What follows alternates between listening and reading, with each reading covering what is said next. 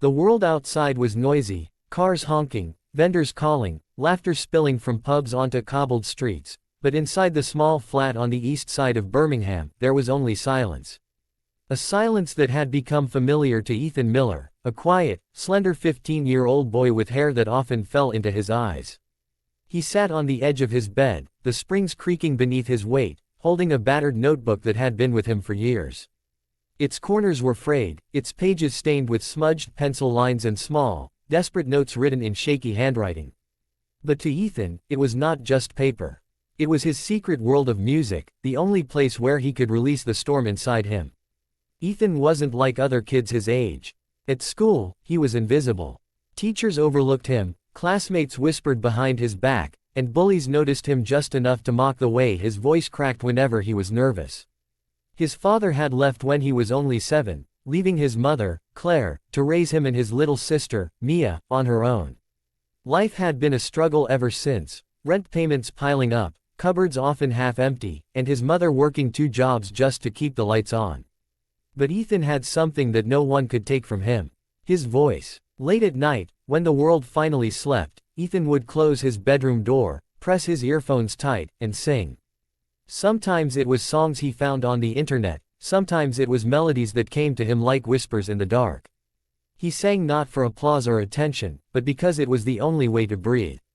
Singing healed the cracks in his chest, the wounds from words that hurt, the loneliness that often suffocated him. Yet, outside those 4 walls, nobody knew. Not even his best friend, Alex, who always teased him for being too quiet. Ethan kept his gift locked away because he was terrified that if the world heard him, they would laugh, just like they always had. The push he never expected.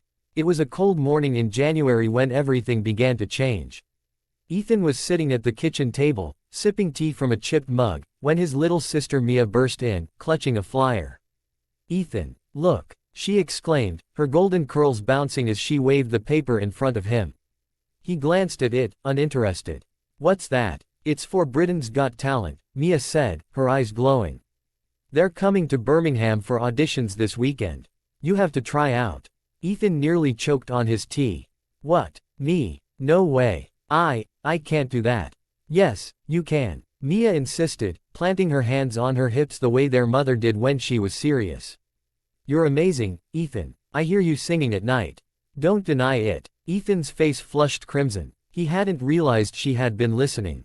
"Mia, that's different. That's just me messing around. I can't stand in front of hundreds of people."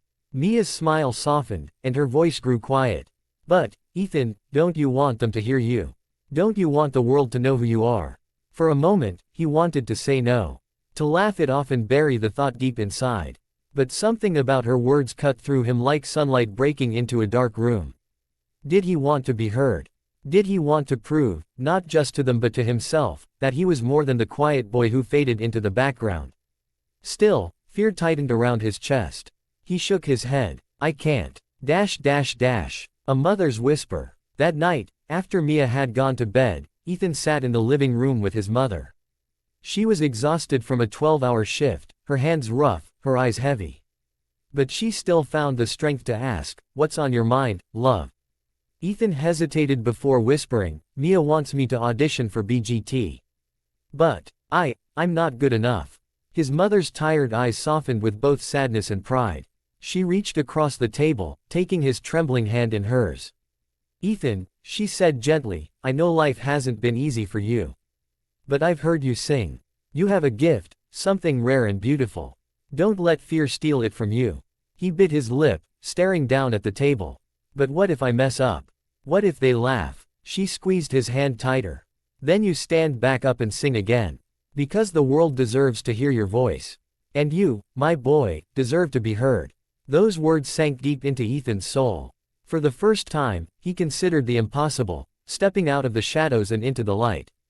The choice. The morning of the audition came faster than he expected. Ethan stood in front of the mirror, wearing his best, though simple, clothes. A clean white shirt, slightly oversized, and black jeans.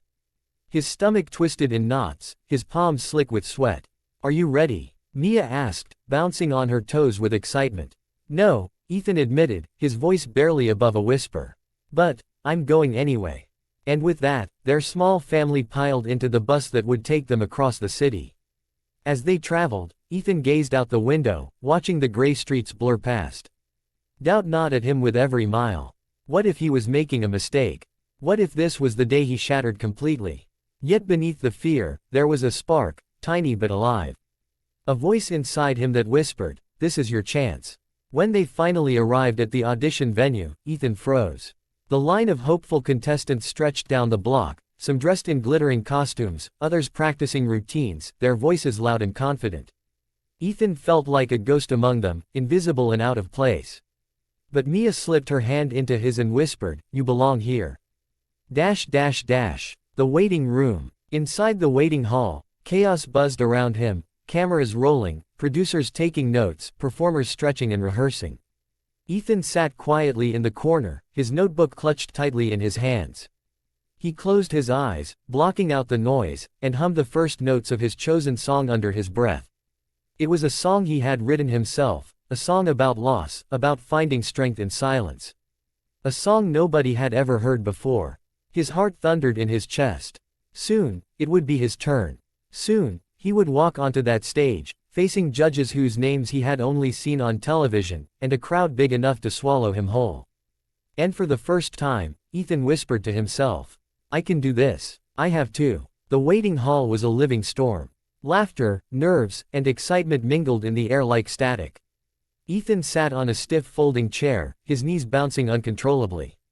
Around him, hopeful contestants practiced their routines, jugglers tossing pins into the air, dancers stretching with the precision of athletes, singers belting out warm-ups without a trace of fear. Ethan, by contrast, was silent. He held his notebook so tightly that the edges bent beneath his fingers.